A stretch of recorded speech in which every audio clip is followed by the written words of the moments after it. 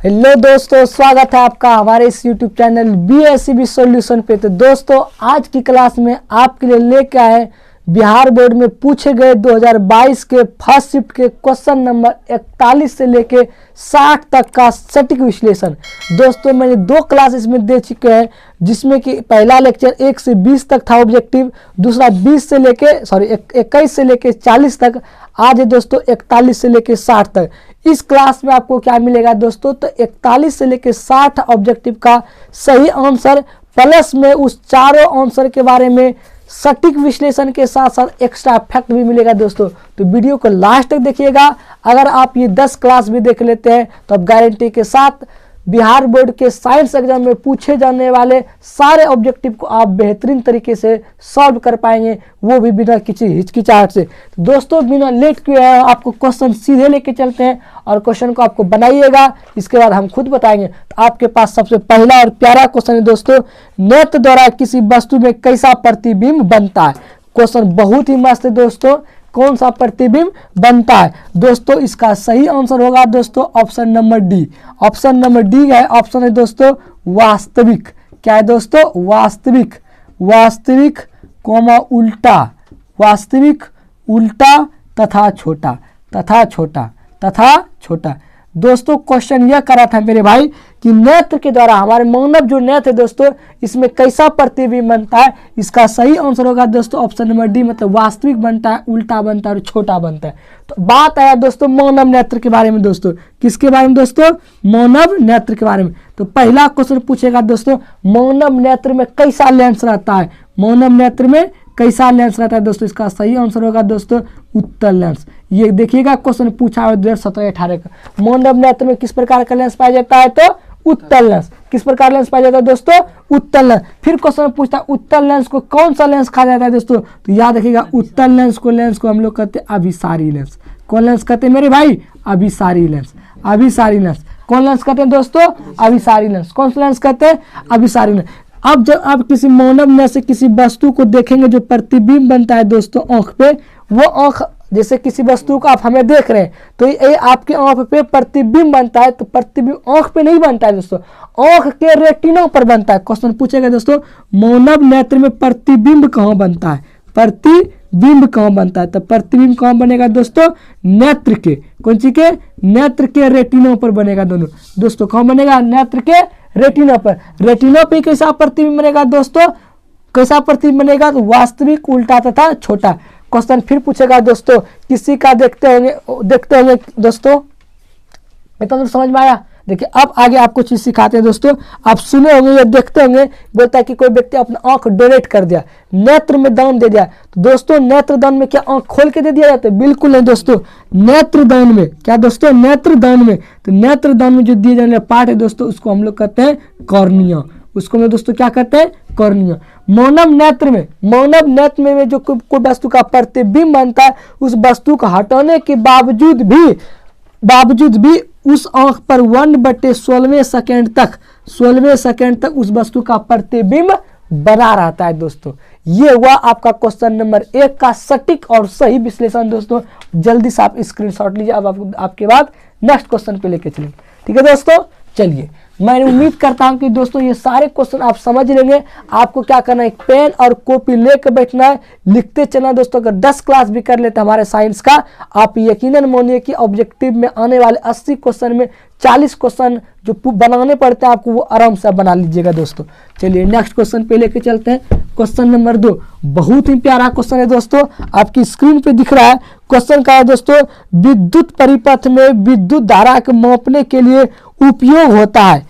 Option देखिए क्या क्या है दोस्तों, ऑप्शन आपको समझा देते हैं। ऑप्शन पहला दोस्तों गैल्वेनोमीटर।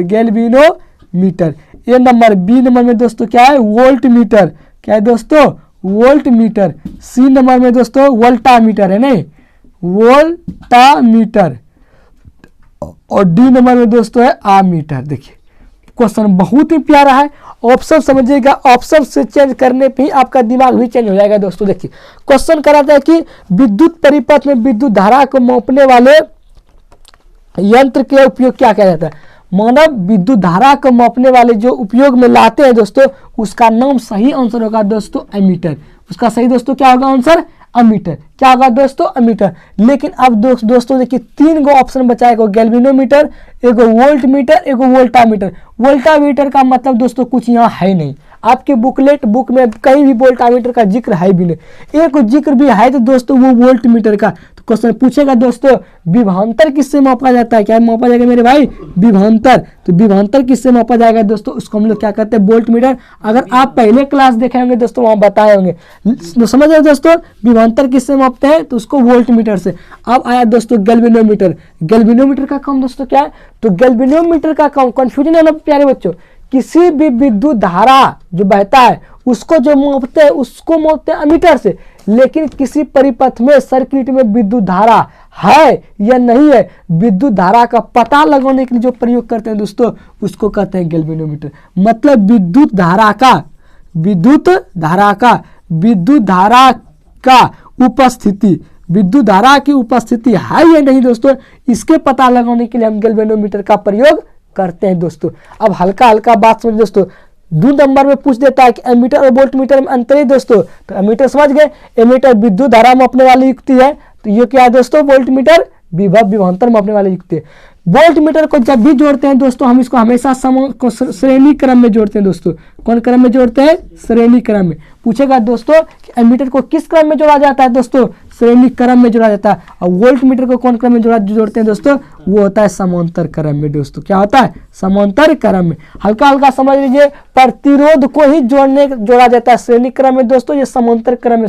मान लेते हैं अगर 3 गो प्रतिरोध दोस्तों, 3 प्रतिरोध दोस्तों है, 3 गो प्रतिरोध मान लेते हैं, एक R1 है, एक R2 है, एक R3 है। तो समांतर प्रतिरोध को कहते हैं आरपी, मतलब पैरेलल में जोड़ते हैं। इसका फार्मूला दोस्तों होता है 1/RP बराबर 1/R1 प्लस 1/R2 प्लस 1/ दोस्तों R3।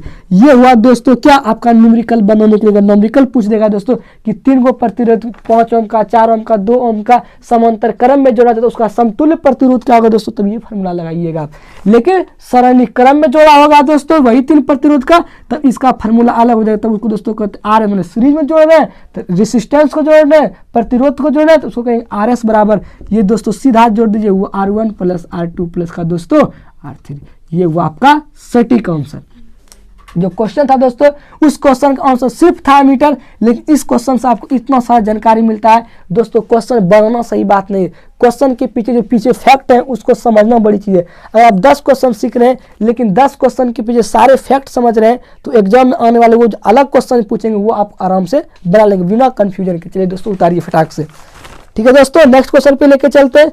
चलिए दोस्तों, अगर वीडियो आपको अच्छा लगेगा तो दबा के लाइक और चैनल को क्या करना है? सब्सक्राइब भी करना है। ठीक है दोस्तों, तो चलिए नेक्स्ट क्वेश्चन पे। क्वेश्चन नंबर नेक्स्ट दोस्तों, नेक्स्ट क्वेश्चन का निम्नलिखित में से विद्युत शक्ति निरूपित नहीं करता है। ए नंबर में दोस्तों VI, बी नंबर में दोस्तों V²/R है, सी नंबर में दोस्तों I²R और डी नंबर में दोस्तों क्या है? IR²। अगर आप कायदे से देखेंगे दोस्तों ये एग्जाम का 2016 में, 2011 में, 2022 का फर्स्ट शिफ्ट में क्वेश्चन पूछा, बहुत इंपॉर्टेंट है। इसका सही आंसर आप हमेशा याद रखिए दोस्तों, क्या होगा? IR²। अब बोले रट्टा मार नहीं दोस्तों, अब हल्का सा समझ लीजिए।